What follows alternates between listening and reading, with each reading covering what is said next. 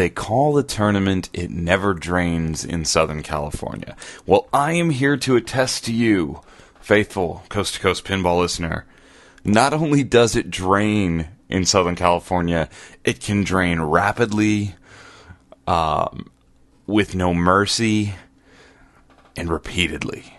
But that's okay. This is going to be episode 58 of Coast to Coast Pinball. Let's go.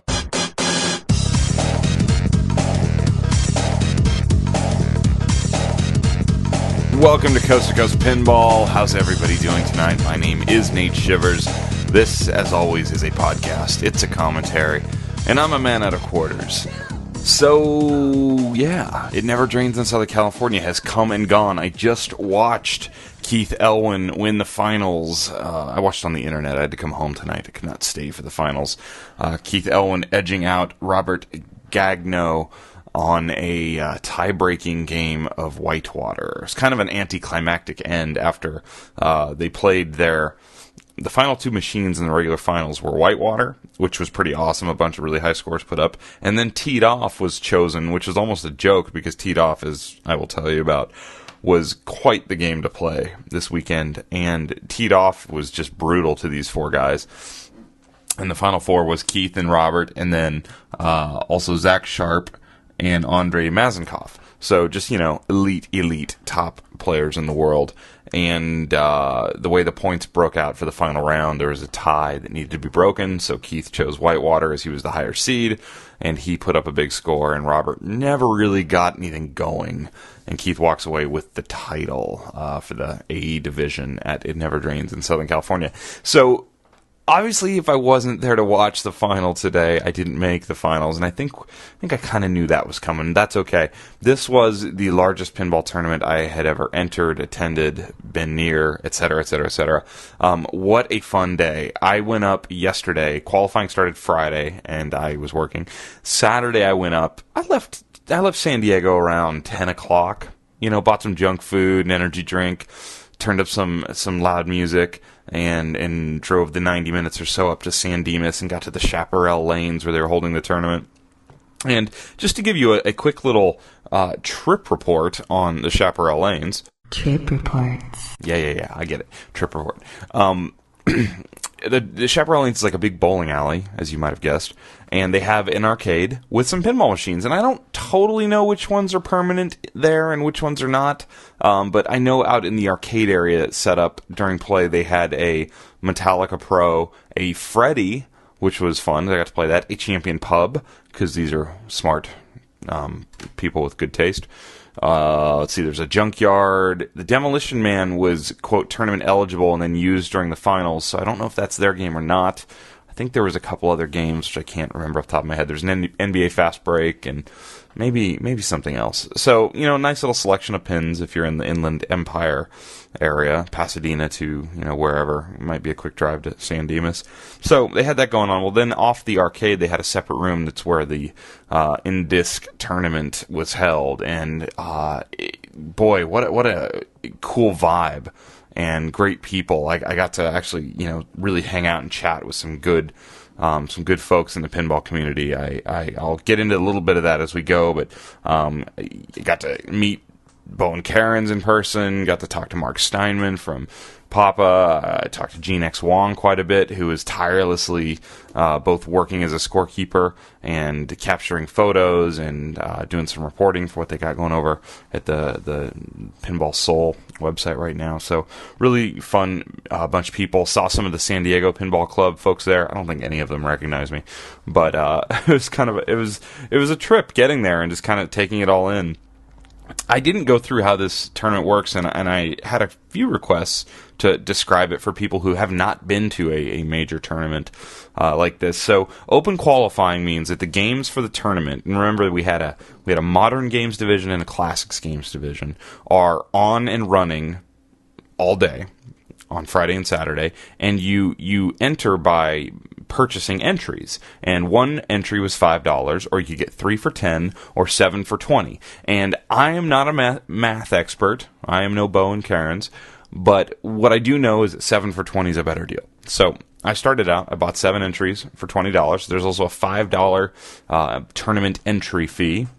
It was really a trip when I entered, and they asked me what my name was, and I said Nate Shivers, the guy who took my money, and I didn't actually get to talk to him for very long, looked up right at me and said, "Oh man, I really like your podcast," and that sort of put me in a weird mood. I'm like, oh my gosh, these people have heard me talk. It creeped me out on some small weird level. A little weird. But cool, and flattering. Absolutely. And I had a bunch of run-ins like that throughout the day. So now that you have entries purchased, everything was run through the computer system, and they had scorekeepers running around with handheld tablets or mini iPads or iPads. And everything updates through their website, also neverdrains.com, which was awesome because everybody had their phone out, had neverdrains.com going up, and there was real-time scoring and standings and the queues for the games. Because the way you get into a game is real simple. You go up to one of the scorekeepers and say, "Hey, I'm player number 192. I would like to get in line for Whirlwind." And that's actually exactly what I did. I started out on Whirlwind because I wanted to start out on a game I was sort of familiar with and knew the rules.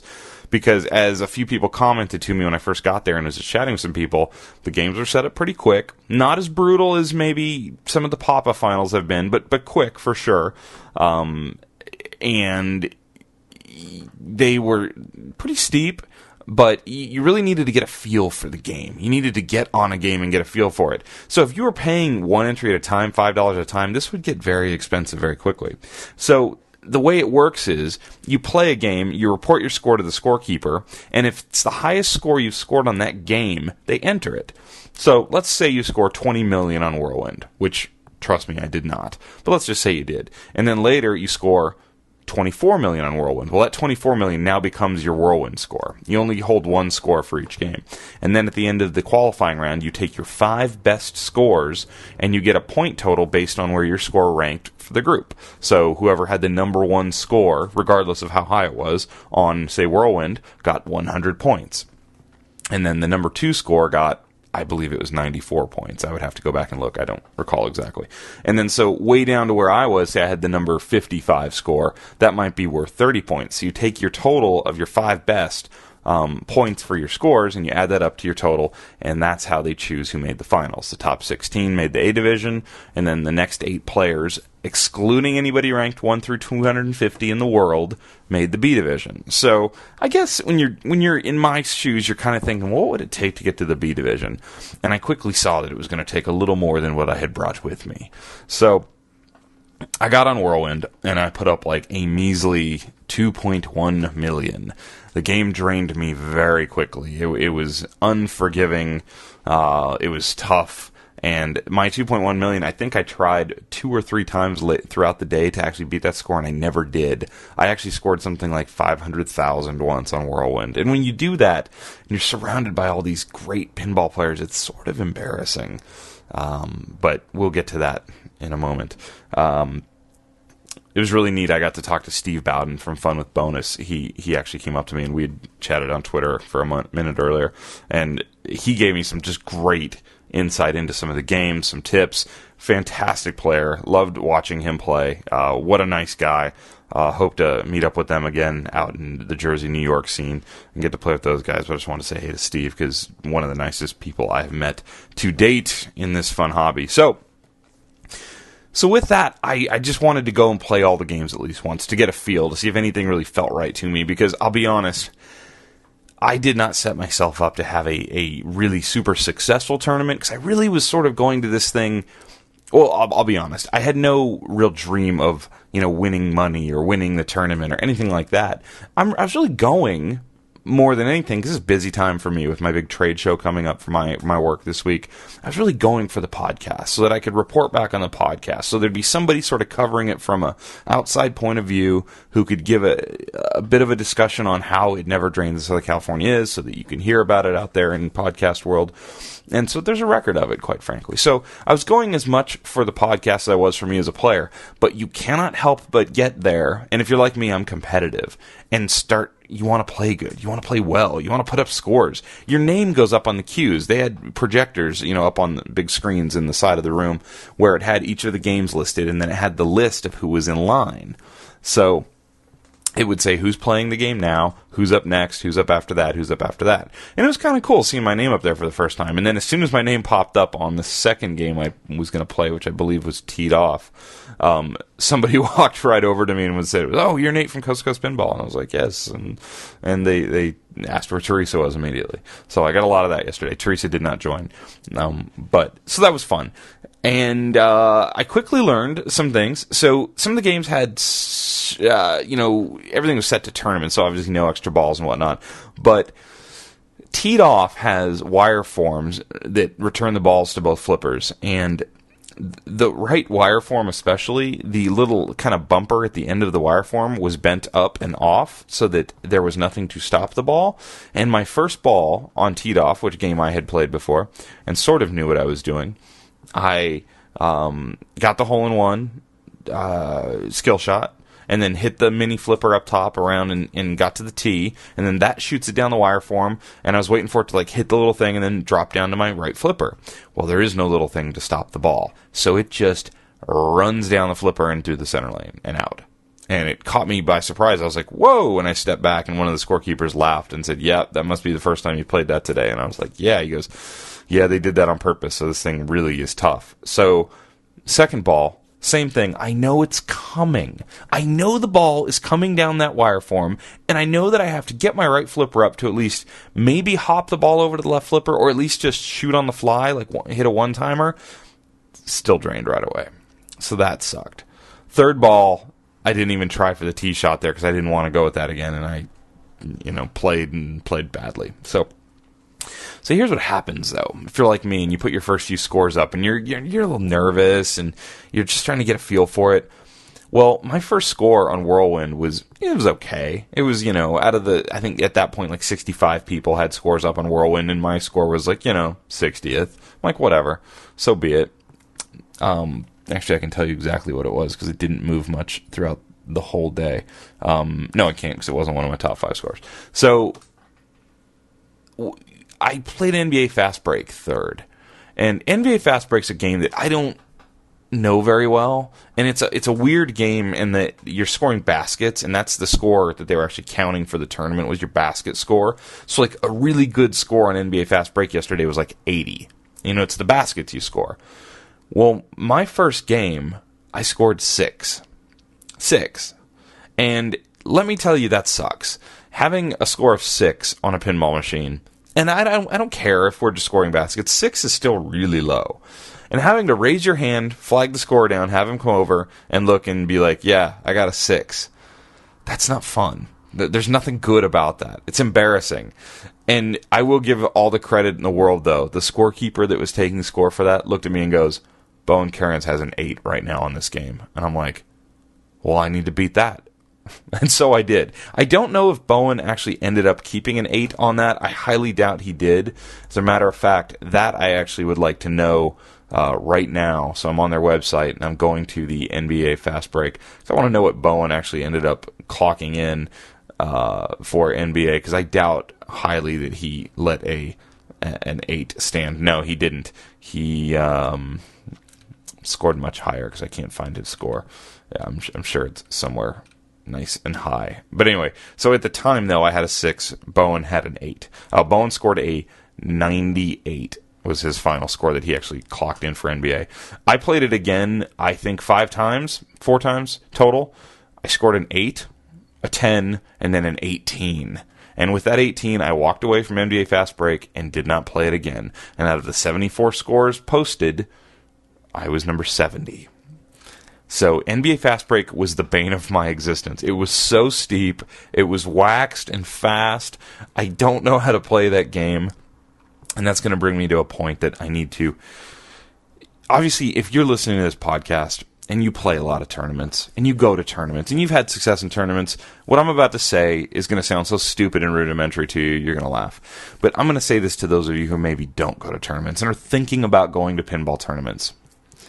If you know what the games are going to be, don't even show up without reading the rules and mapping the game out ahead of time, if you actually want to have any success. Because I went in there with this sort of oh yeah, I know how to play Tron.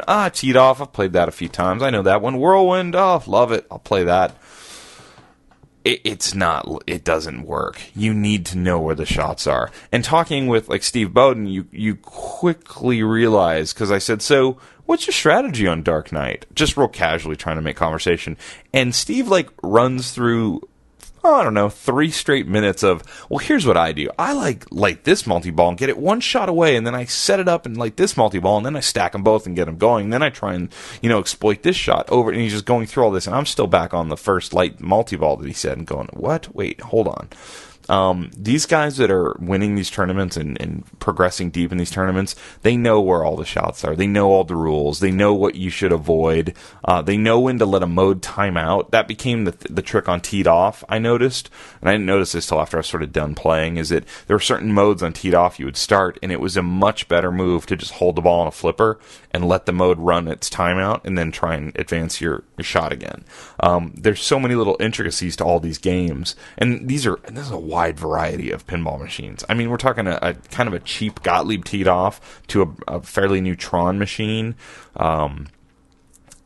There's a lot of rules and a lot to learn in there. So the guys that are serious about it, they know what all the rules are. They know where the shots are.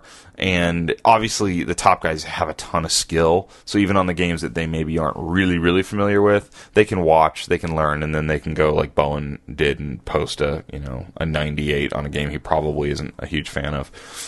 So that's kind of how my day went. I played the games, and so you post a low score. And I don't know if anybody else was doing this, but if my name was at the bottom, or even within 5 or 6 scores of the bottom, I was going back to that game very quickly and trying to do better and trying to get up high. Let me tell you where I finished out finally, because what they do is they take your 5 best scores, and that becomes your group for your scoring. My best game, score-wise, rank score-wise, was actually High Roller Casino. And I have to thank Steve again on this one. He gave me a couple tips. Gene X Wong gave me a couple tips. Kind of obvious stuff, but I still didn't do it the first few times I played it, so I was glad to hear it. The skill shot seemed really important on that to me. I had the 48th best score on High Roller Casino. I had the 51st best score on Teed Off. I had the 53rd best score on Tron, 55th on Dirty Harry, and I was really proud of my Dirty Harry score early in the day, because at one point it was like 35th, and it dropped to 55th throughout the day. And I also had the 55th best score on Whitewater. So that gave me, for a grand total of 95 entrants into this year's Indisc tournament, I was the 65th player overall in the A division. That includes everybody. So 65 out of 95, kind of leading up the bottom third. That's how I like to look at that. If you go to the B division rankings, where they knock out the top guys that qualified for the A finals, and then they pull out the rest of the first 250 ranked players in the world, that left 69 eligible players for the B division. I ended up 39th out of that. And you know what? I'll take that. I could have kept playing and posting scores later into the night, but I got to tell you, it's expensive. You can't just go there and play all day long without spending quite a bit of money. I thought I had spent $60, and then I went back and realized, oh no, I did the Classics Bank too. I spent $80. So 7 times 4, because you got 7 entries for $20. So I bought in for $20 4 times. It's 28 total entries. 21 to 23 games. I think I played 5 classic entries, and then all the rest were on the modern games. And it was a lot of fun. I really enjoyed it. I took a break once throughout the day, went and got some food. I hung out and talked. I went out and played some of the games in the arcade area. I played Champion Pub a couple times, played Freddy. They had a little side tournament going on with Metallica, Master of Puppets Limited Edition, and a Family Guy, where you could just buy in, and it was set in play tournament mode, and then at the end of the day, whoever had the highest scores, they were splitting the money up. So that was going. So I think I played Family Guy once. So that was very cool, very, very nice. Really good vibe, really laid back, just like you'd think it'd be. It's pinball, it's a bunch of us who really love pinball. I will tell you though, it's sort of like a different world than I think what I operate in my headspace for both this podcast and just my general, going out buying games and playing games on location. This is a different breed. I mean, you've got guys who've traveled from the other coast. You've got some people from Europe. You've got literally the best players in the world. Zach Sharp was there. I never got to speak to Zach. When Zach was actually hanging around and not really doing anything, I was about to get on a game. And then when I was hanging around not really doing anything, he was, trying to qualify on, I think, the classic side when I ended up leaving. So Zach was there with a friend. And, he did real well. Obviously, finished fourth in the A division. So the classic side, those games were playing tough for sure. I actually posted a what I thought at the time was a really good score on Air Aces, a game that, like I think I said on the last podcast, I didn't even know if it was real or not. And on Air Aces, I posted, at the time it was like the 32nd best score, and I was really happy with that. Like, that made me really happy. But as the day wore on, I think everyone started saying, "Oh, let's see if I can qualify for classics." And my Air Aces score dropped rapidly. So out of the 85 people who played on the classics game, I ended up finishing 70th. And 70 out of 85, and I only put in 5 attempts. And it was your top 4 scores in classics, and I tilted the daylights out of Laser Q. So I played it again. I actually just went and played it again. Laser Q is a game that has a normal left flipper and then a double flipper on the right. So there's like 2 flippers, one right above and to the right of the other one. And if you hold them up, which I have a really bad tendency to do when I play pinball, is hold right side flippers open up. Well, there's a big gap between these 2 flippers that your ball can very easily drain out of if it comes off drop target. So I did that a few times. So I played Laser Q twice. I played Air Aces once, and my 35th best score ended up being 61st best. I played Lady Luck, and I also played one game of Fireball 2. I gotta say, and I really liked Fireball 2, and I really liked Lady Luck. It was a fun game, and I really am kind of wanting an older solid state or EM type drop target heavy, maybe card game or pool game. I think that would be a lot of fun to have around the house. That I always think that when I play those games, and I never go looking for them. So for only having, really 4 for real entries in there, I'll take 70th. That's fine. And I won't say his name, but the guy who was right below me, I watched him play on the Modern Division, and he was a really good player. So that made me kind of happy. I will always and forever be able to go on the Indis scoring page and pull up the teed off scores, scroll down to where I was. What did I say? It was 40-something, 51st best score, Nate Shivers, 45,916,630 points. And right below me, remember I said this, right below me in 52nd place, Zach Sharp, about 2.2 million points less than me. So forever and ever and ever, I can say I beat Zach Sharp at Teed Off at Indisc 2014. I will never challenge him. That won't happen. But I'm just saying, the numbers don't lie, right? So overall, it was a blast. I had so much fun. I got to speak at length with Bo and Karens, who has listened to the show. That's nice to hear. I appreciate that. If you're listening to this one, I appreciate you listening. Very cool. Super nice guy. Very intelligent individual, you can tell. Definitely has a passion for pinball. He all I can say is he seemed really excited to see everybody. He said he gets to see all these people a few times a year. In the industry and hobby, and that was kind of the highlight for him. He was playing really hard, doing really well. Super nice guy. Gene X Wong, who has been on every other podcast except mine, I think. I don't think Gene's actually ever been on the show. Or was he on once, maybe? I might have done a call with Gene once. I can't recall. But anyway, Gene, great dude. He's from up in the Northern California Bay Area. Had his camera there. I think he's a photographer by trade. Was doing some scorekeeping. Really fun guy to talk to. Kind of plays roughly on the level of me. More tournament experience, obviously, but I was really kind of watching his scores all day and trying to base myself off what he was doing. And he finished a little ahead of me, 5-6 spots ahead of me, I believe. But it was very cool. Hanging out with Gene. I really appreciate the time. And then Mark Steinman from Papa, who's on the road trip right now. And I got to see, actually, Bowen showed me some of the photos that Mark and them took in Arizona that'll be probably appearing in the Papa Roadshow episode 3 coming up in not too distant future. So Mark and his lovely wife, Anastasia, were there, and they're out on their 3-week journey across the country and up and down the coast. So also really good dude. I'm a fan of what they're doing as far as the pinball stuff goes. I think we talked about it a couple episodes ago. I really love the in-depth, conversations with people in the pinball industry that maybe haven't gotten to tell their story, and that's almost exactly what Mark said to me yesterday, what he likes about what they're doing. So I was definitely on the same page with that. So that was really cool. They had the setups all up for the finals today. They had cameras over the games yesterday. They had cameras on the score, on the DMDs, so they could kind of track that just in case there were any shenanigans. I don't expect there are many shenanigans. It was interesting watching them deal with stuck balls. There were some games where stuck balls became a problem. Whitewater was sticking balls on the left, on the kind of the ramp on the left at times. Flintstones seem to be having a lot of stuck balls, and I think they would give you the option of how you wanted to play that. Most people preferring to put it back down into the shooter lane and start fresh from there. But that happened quite a bit. I saw some games straight up freeze and then like reset on the classic side.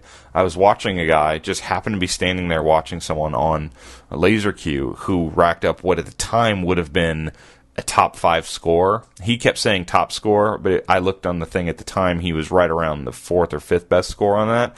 But he's still going. And the game just totally powered down and then powered back up, but it reset his game. He lost his ball, and there's just nothing he can do about it. So it was kind of a bummer. But watching that was interesting.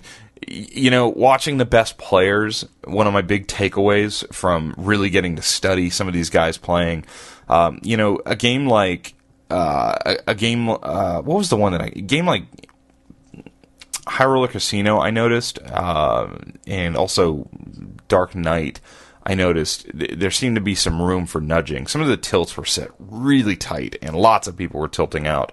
But the level of skill that the top players have when it comes to steering and nudging and moving the game around and keeping the ball from draining on the left and right out lanes blew my mind.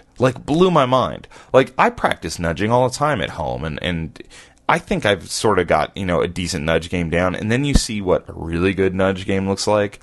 I'm not even in the ballpark. These guys anticipate the ball heading towards the right or left out lane, and they've already started their move, got the game going. There's a lot of slapping of the sides to keep balls away when they hit shots. It's a whole other level, and I would encourage you to watch the videos that Papa records of some of these tournaments, and watch these players and how they control the ball around the playfield. It's pretty spectacular. So you combine the really accurate shooting of the top level players, the really amazing nudging and steering skill with the players, and then you throw in the knowledge of the rule sets of the games, and that, I think, is the combination to really do well in the competitive pinball landscape right now. I believe, and this just comes from me observing and listening, I believe there is a room for a next level player. I think there's probably some guys out there who will come on. They're probably young, and they're probably not even in the hobby yet, who will dissect these games even farther rules-wise, who will know every exploit like it's the back of their hands, will study them really, really deep, and who will have just, you know, cat-like reflexes and great skills and really dominate in the future. And we're probably seeing some of them. I think Keith Ellen's probably one of those guys. Adam Lefkoff seems like a fantastic player. Obviously, Bowen's great. Zach Sharp is probably one of the best at all those things too. So it's amazing. But I feel like one of the weird things about a pinball tournament is, you know, there's hundreds and hundreds and hundreds and hundreds of pinball games you can choose to put into a tournament. It's like even a golf tournament where the course changes every week. That course is always there, and you know what course you're going to a long time out, and you play practice rounds. At a pinball tournament, the variables are just so much greater. You have all these different games to choose from over the years, and those games can be set up very, very differently and play very, very differently. And it's like such a wild card, because I was listening, and I won't name names here, but I was listening to top 20 ranked players in the world asking really basic questions on games they were already posting scores on about how to score on them. So these are guys who are really relying just on their pure skill and not super deep knowledge of the game. In listening to the finals with Bowen and I think Steve and Bowen and somebody else was on commentary for the finals, when they went to teed off, they started talking about the rules. Steve Bowden knows the rules inside out on a lot of these games. And he started really talking about, oh, well, here's what you do on teed off. And Bowen joked that all the people from the finals, all the players were in front of them listening, trying to get some sort of insight into what to do. And that really makes for like the wild card of it. And so the idea that the top seeded player gets to kind of choose the game in the playoff, that's such a massive advantage if there's a game in that bank that player can choose from where they know the rules intimately. And I don't know how I feel about that. I'm not totally sure I like that. I like the randomness a little bit more. I also think that maybe for, final tournaments and the grand finales, there should almost be like a randomized secret game chosen that gets pulled in or something, so that there's a little bit less of the home field knowledge on some of these games. Maybe not. Maybe that's just the way it is, and maybe that's part of it is we're going to tell you all the games, and if you're going to be top level, you're going to go study these games and know these games.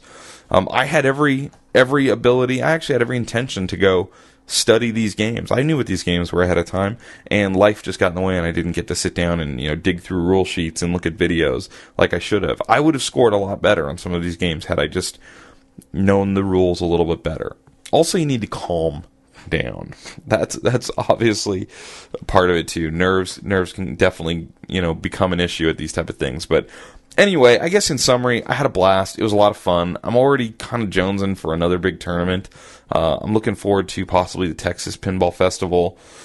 As we saw in the news in the last few days, Pinburg sold out in record time. So I won't be in Pinburg, but that's okay. Eventually I will get there, but I definitely want to go to Papa and cover that one later this year. So fun times in Southern California.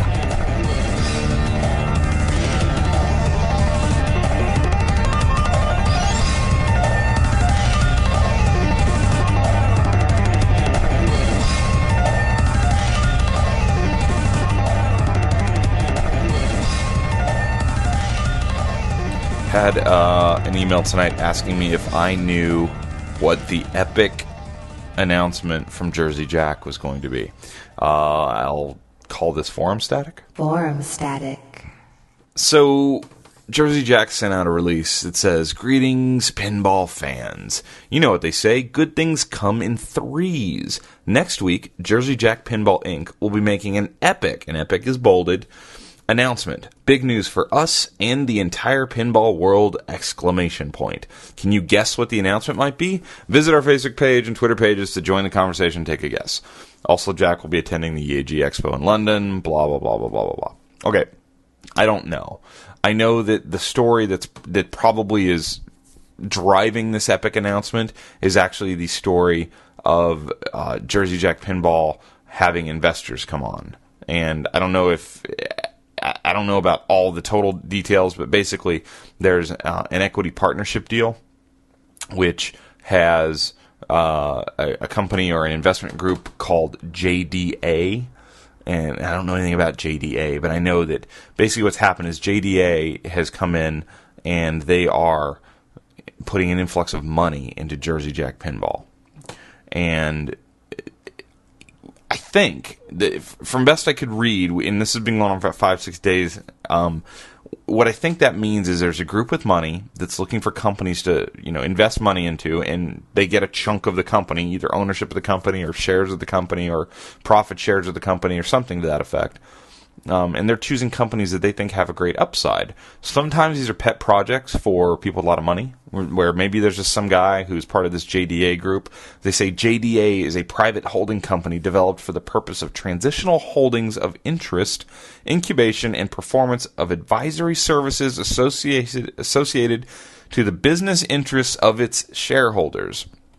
The shareholders of JDA have companies in the technology space, including servicing the blind and developing critical mass computer applications, holding of over $10 million in real estate, interest in gold and silver mining, a world-class training facility for gymnastics and all-star cheer, and a consulting services that tailor to the telecom, data, and technology sector. So this is a group of people with companies with money who are investing in other things. And they have put money and reached an agreement, an equity partnership with Jersey Jack Pinball. So that means they now own a part of Jersey Jack Pinball.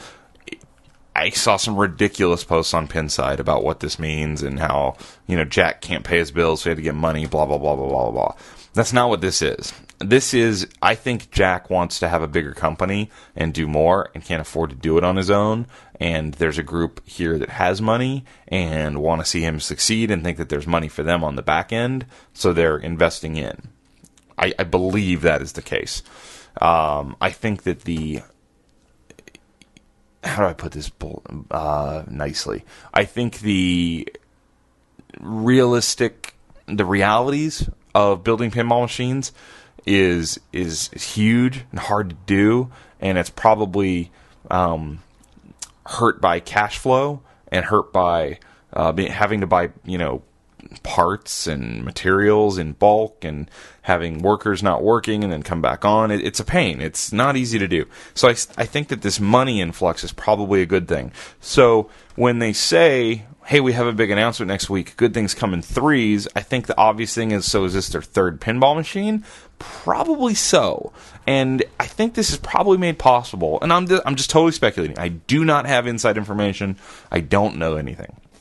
But what I'm guessing is they have money, so they've either bought a design from somebody existing, say a Pat Lawler, who might have a design ready to go, or they have already been working on one, and now they're ready to, run with it, and they're going to make another game either concurrently or between Wizard of Oz and The Hobbit, or right after The Hobbit, or something along those lines, and they're able to do that now because they have money.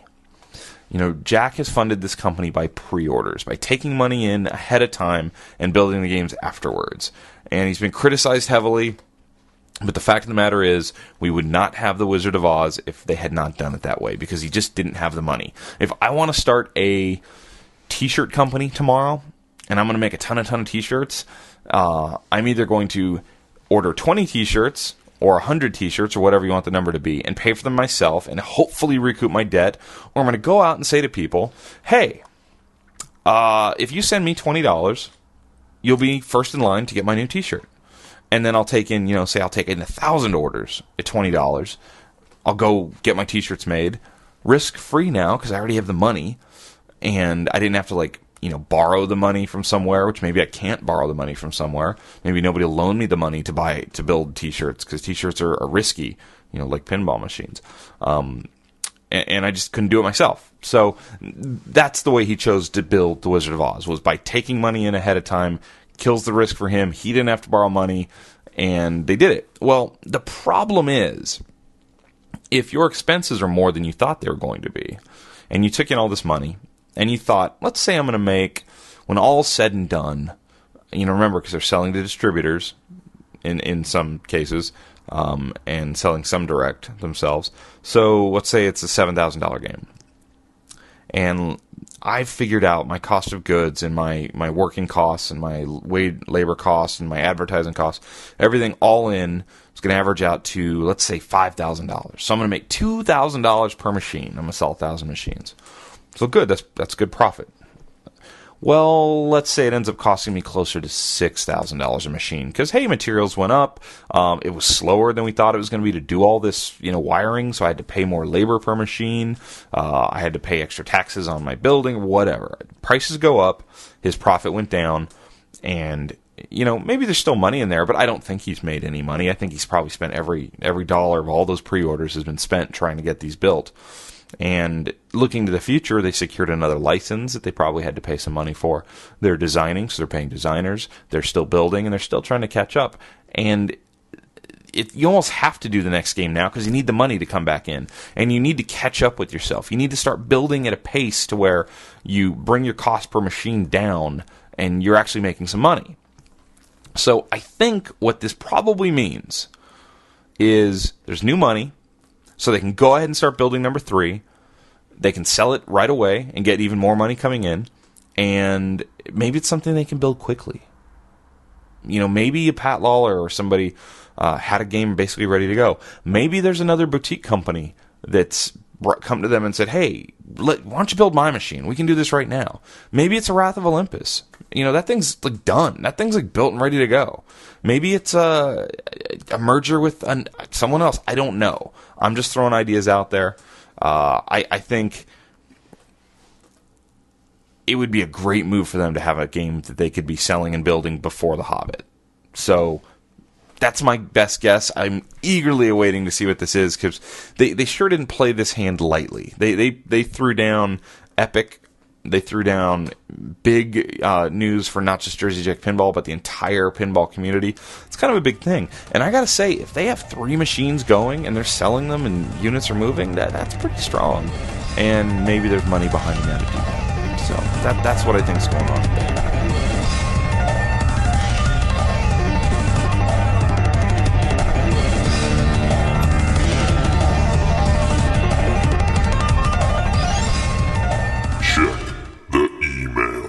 Oh, yes, the mailbag. In my mailbag today, I don't know if I should say this person's name, but I'm going to say their first name just because this is really awesome.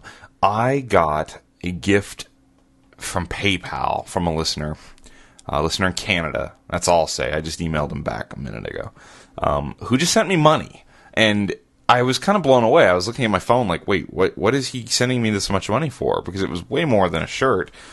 And I was like, dude, that's going to be a lot of stickers. In my head thinking, what, did you want 1,000 stickers? So he sent me like $100. And I'm like, what the heck? Mistake? What's going on? So I looked, and it was a name I recognized, someone who I emailed back and forth with before. And I was like, Teresa, look at this. And she's like, what's that for? I'm like, he said to just use it for the show and the podcast and do something pinball related. So I instantly started. I was going to just refund it and write him an email and be like, "Dude, thank you. I can't take your money though. I don't want. I don't need gifts or anything." But Teresa's like, "No, you need to take that money because people like to give, and you're taking away the ability for him to give." And she kind of scolded me, and I was like, "Okay." And she's like, "No, you just need to tell him thank you, say nice things about him on your podcast." And send him another shirt, or send him a shirt. I was like, well, I already sent him a shirt. He bought a shirt. I was like, so I'll send him another shirt when I get the next ones, because I have navy blue shirts coming. And so to my kind friend in Canada, thank you. I will use the money towards a plane ticket to an event that I will be announcing a bit later at a later show. You will get another Coast to Coast Pinball t-shirt out of this when they get here. But yes, I'm actually going to the Midwest Gaming Classic. I don't have the full details yet on what will be going on there, but something good, and that money will go towards the plane ticket. Very, very kind of you. Do not anyone feel the need to send me money. You can buy stuff from me. That's awesome, but don't feel the need. But thank you very much, sir. I appreciate it. I appreciate you listening. So, flattering. For sure. I wanted to read this email, and I have a lot of emails to reply to, guys. The beginning of the year is kicking my butt with work, but I will get back to everybody soon. I can't tell you how much all the nice Facebook comments and emails about the podcast mean to me. That really, makes me just, want to get back in the seat and get recording again and do more episodes. That's the best stuff for me, when you tell me you're enjoying what we're doing here. So I really do appreciate it. But I wanted to read this email because this was really good. This is from Eric. He wrote to me, "Hi, Nate. I hope you're having an awesome time over at Indisc.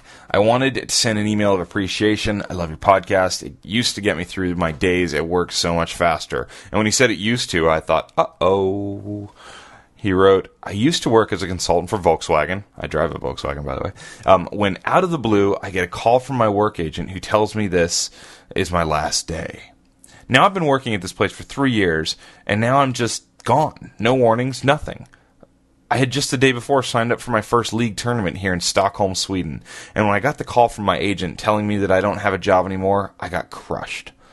All the thought that was in my head was, what now? What am I going to do? Do I have to sell my only pinball machine I own to be able to pay rent?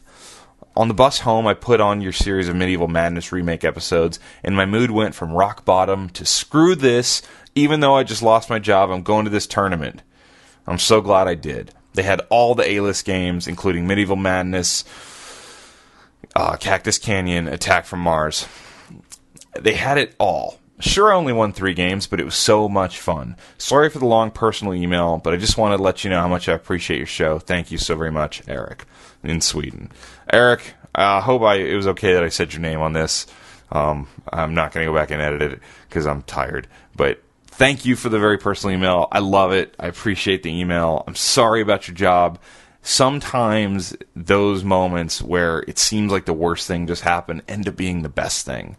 That could be the event that drives you to find the job that you end up having for the next 10 years and really, really love even more. So, best of luck out there. Hang tight. Pinball's a great thing to take frustration out. Like, oh my gosh, it's so good for that sort of stuff. Never have to apologize for sending a long personal email. It's the least I can do. I appreciate it. But Eric, head up. Beautiful women in Sweden, right? At least you got that going for you. So with that, I'm going to wrap this show up. I got to get to sleep and get to work tomorrow. Thanks for everybody I met up at the tournament. Thanks for all the emails. We'll have another episode soon-ish. I'm going to be in Anaheim at the NAMM convention, which is a musical instrument trade show, basically from Tuesday through Sunday. So I don't know if I'm going to have an episode out until next Sunday, Monday. We'll see. Until next time, you can email me at coast2coastpinball@gmail.com. That's coast, the number 2, coast, pinball@gmail.com. Our website is www.coast2coastpinball. Like us on Facebook, follow us on Twitter. I've been trying to put up some dumb little videos of myself on Facebook because I had a run of emails of people saying, hey, we don't know what you look like. And I'm like, you're not missing much. So I put up some little videos around the tournament, and I'll probably do more of that in the future. So thank you for listening. Episode 58's in the books. Talk to you again soon.